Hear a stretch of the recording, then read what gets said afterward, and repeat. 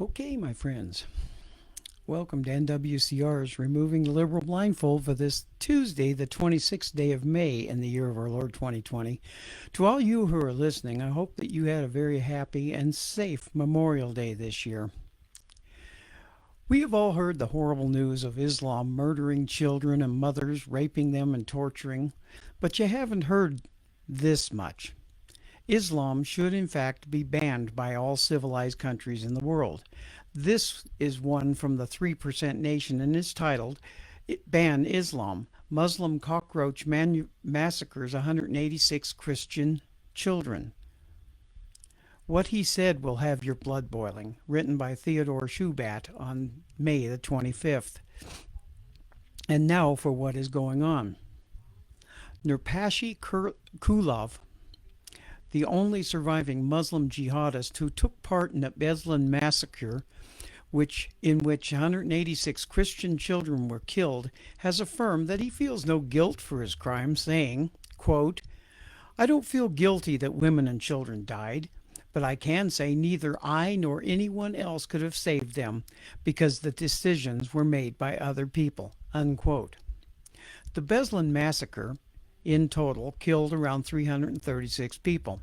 It is amongst the most horrific of massacres committed by Muslims in our time. Children were raped, forced to inhale the unbearable stench of urine and feces, and butchered without mercy. But according to Kulov, he was only following orders, a standard excuse made by all acolytes of the tyrannical cults and governments. And he said, quote, "They were in charge. Let them do what they want. I did what I had to do, that's all. Why should I have objected to going to the school? They would have killed me first." Unquote.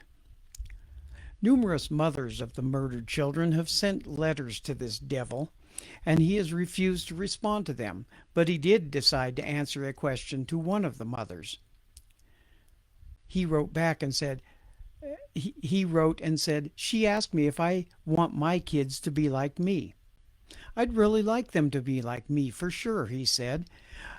But I don't want them to share my fate.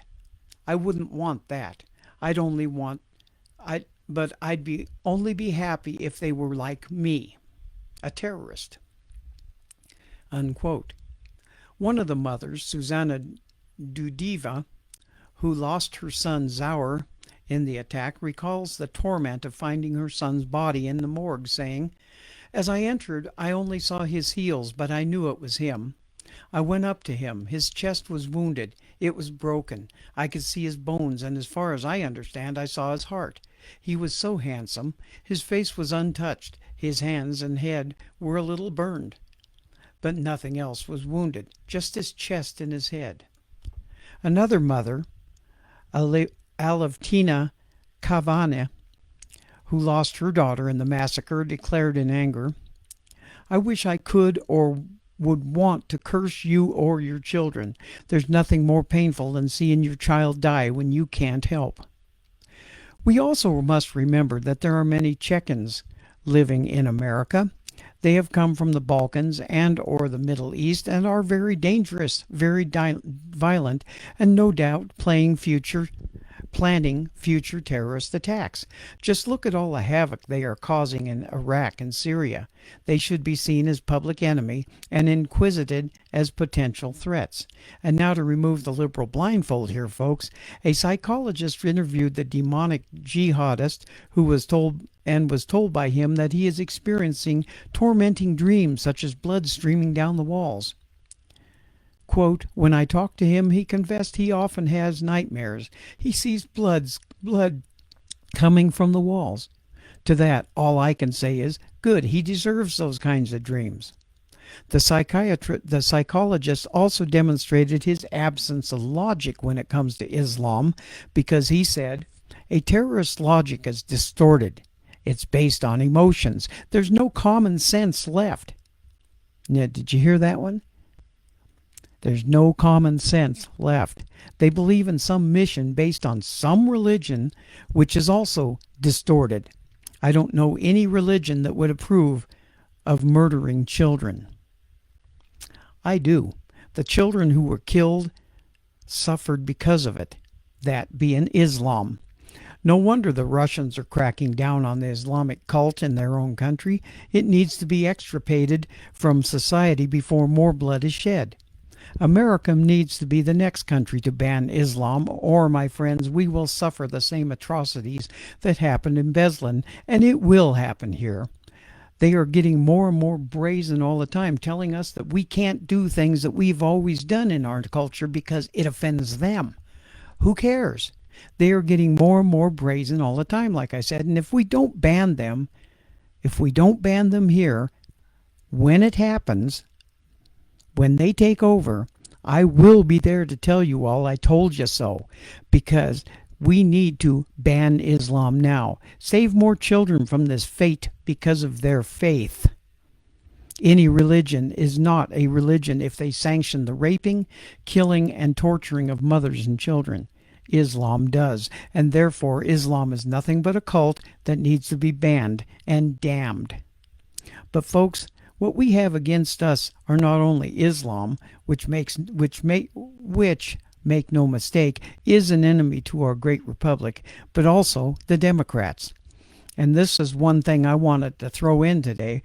Joe Biden and who is their presumptive candidate for president of this nation, and had a supporter who is part of the media say something that should make everyone who is listening now boiling mad enough that they won't vote for Democrats this coming election. Here is the rapid ways Democrats and their supporters think. Listen to this one. In a May 20th column for The Nation, writer Katha, Katha, Pollitt, Pollitt, stated, and this is a quote, folks, so don't think I'm making this crap up, because you can't make up shit like this. She said, quote, "I would vote for Joe Biden if he boiled babies and ate them. He wasn't my candidate, but taking back the White House is that important." Unquote. Oh, you haven't heard this one before? Now think of it. What would the media and the left do if one of President Trump's supporters or somebody in the conservative media like Breitbart said something like this? I can tell you. It would be wall-to-wall news, not on the back pages like their stuff always is, if it even is reported at all, but front page news blaring out headlines 2 inches high and bold that Trump and his supporters boil babies and eat them. And we would be inhumane to even consider voting for him for president. Well, isn't the same thing true then for Biden? Wouldn't you people be horrible to vote for Biden if his supporters would still vote for him if he boiled babies and ate them? Just saying, because they use that kind of thing against us all the time, especially if there's no truth in it. But they think, even if there's no truth in it, but they think it will hurt Trump. They still say things. Saturday, my show didn't air. I got busy doing stuff, fixing my car, and didn't get back home until after the show was to be there. So I have rescheduled it for this next week. Hopefully things are going to be starting to go back to normal soon. Not sure if it will here in New Mexico, because we have a liberal in our government as a governor, and she wants complete control over everybody. But hopefully next week I will be back. God bless America. God bless our troops. And as a friend of mine used to always say, we will not be ruled. This is Robert the Infidel reporting, and I'll see you all again tomorrow. Have a good day.